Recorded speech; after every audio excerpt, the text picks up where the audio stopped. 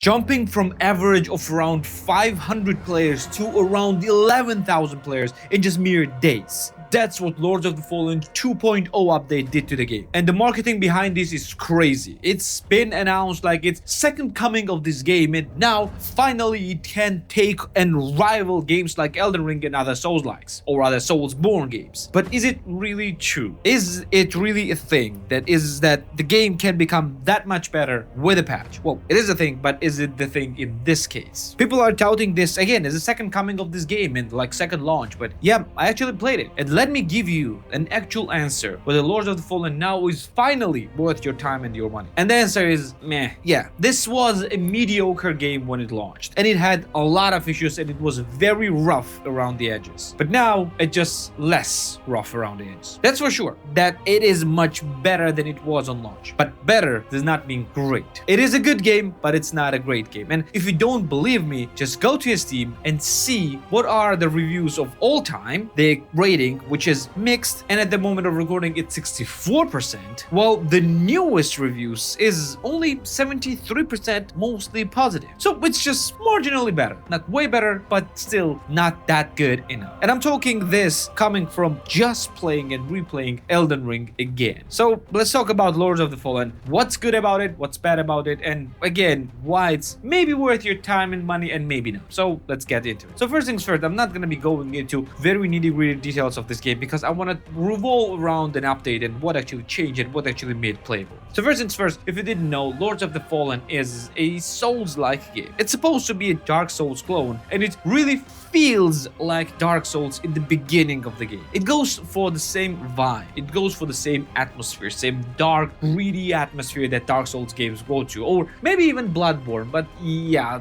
like setting-wise, it's more of a Dark Souls. It's dark, it's gory, it's bloody, and yeah, again, going for a Dark Souls vibe. And it plays like Dark Souls as well, because it's a linear game. You can unlock a bunch of shortcuts to go to the other places, but mainly, it's a linear game. You just go from spot to spot, from place to place, fight enemies, gather experience from them, just like in Souls-like games. Go to the vestiges.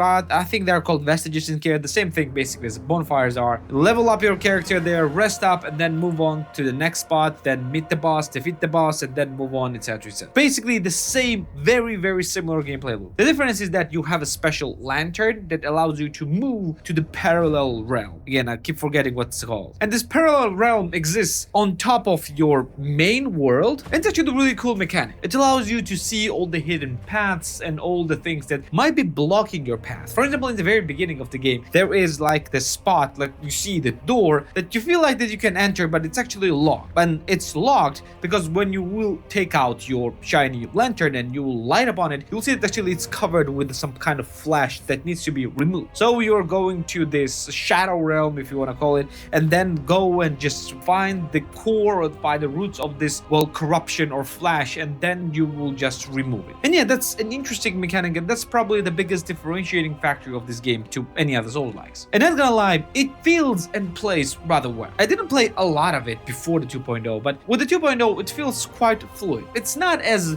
fluid as other Souls-likes, again, especially Elden Ring, but it feels rather fluid and it feels okay to play. And also it feels easier to play as well. Maybe that's because I just recently played Elden Ring and got quite far in it again, so maybe that's the reason, but still, it feels a bit easier to play than other Souls-like. So I guess it will be a good entry point for the other Souls-like games. But there are things that have been changed in the game if you have played this before, and there are a lot of things that have changed, and that needs to be talked about. First things first, in the original launch of the game, UI kind of sucked. Now it's very easy. Everything has the button on it that tells you exactly what you need to press in order to switch to that certain point. The UI is also not always there. It appears as it's needed, just like in Souls-like games, and it has better tutorial to give you better understanding what is happening around you. And you need that because it plays a little bit differently from other Souls-like games, and you need a good tutorial in order to understand what you're actually doing and how you actually need to do it. Combat, again, also have been revamped, and it feels a bit more fluid, but not as good, to be fair, not as impactful as in games like Elden Ring, but it feels rather okay. It feels easy as well. Game also has finally a jump button. Yeah, I don't know how it changes the gameplay, because before before you just needed to, well, run and then jump, and right now you can just jump. Don't really know how it helps because you still need to run and jump in most of the places. Game is still made for the running and jumping because otherwise you would jump like very not high. So yep, I don't know how it's a big thing, but yep, it is there. But the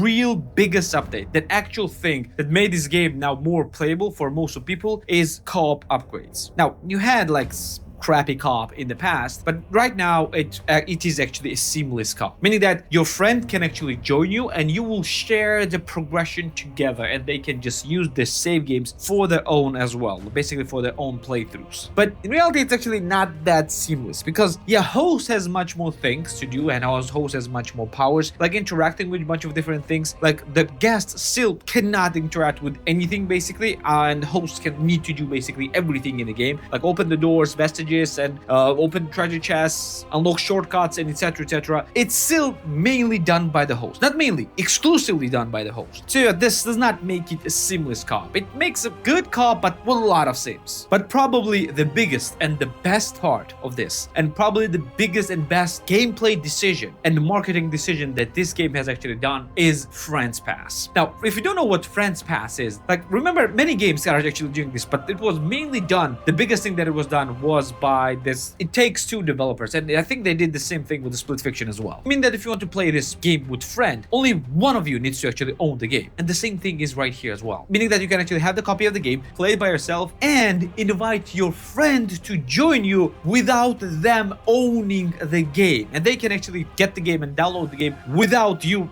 even interacting with them, or they can just download this game without you even inviting them or anything. It's that they will not be able to play it on their own unless they will buy it, but if someone will invite them, well, they can actually easily and simply play this, and when they will decide, and if they will decide to buy the game later, they will be able to play this playthrough for themselves as well. They will have their own save games now, which is actually really huge. I love this thing. This is a very gamer-centric decision, and it basically creates some type of demo version, because if someone plays your game and actually likes and enjoys it, they don't need to just to tell them that this game is good and just convince them to buy it. They can literally invite them and play with them and show them how good the game is, and if the player will love the game, they can just buy it. That's a really good marketing move, and I want more developers to do the same thing. But now let's talk about an important thing, and it is the price. And this is probably the biggest reason why I will not be recommending this to everyone, only to some people. So how much game actually cost you? So on a PC, game price, full price is $59.99, but on a deepest sale, you can get it for $19.79 or 67% off, depending on which region you live in. So do I recommend this game? Yes, I said that devs made a really great decision by getting a Friends Pass, free Friends Pass, and this is probably the biggest buying factor that I can recommend. But we are now comparing this versus other Soulslikes. Which one do you think they'll recommend? Of course, other Soulslikes. Will I recommend this over Elden Ring? No. Even though Elden Ring will cost you a bit more, which is around $36 on a deepest sales, and which will probably go closer to $30 very soon, it's still way better game. Way better, way bigger. And also, Dark Souls 2 and 3 will cost around $10 each, while Dark Souls 1 Remastered will cost you around $20. So over any of those games? No, I simply cannot. The only reason why I will recommend these games over the other Souls-likes, the only single reason is if you have a friend to play with, and you don't want this other friend to buy a game for themselves separately. So if you are two of you playing this game, only one of you can buy it, and you can play both, which is a really good incentive to get this game. And if you haven't played other Souls-like games, then no, I suggest you to go with other Souls-likes. But if you have played other Souls-likes and want to know whether this is a good game or not, it is a good game. It is not better game than other Souls-likes, but it is still a good game. And the review ratings are actually showing this perfectly with both the entire all reviews results and with the recent reviews one as well. And I really like that developers are actually updating this game, and this is very commendable. But when game is not great or is not really good, I cannot tell that it's good no matter how much you try. It's not about an effort,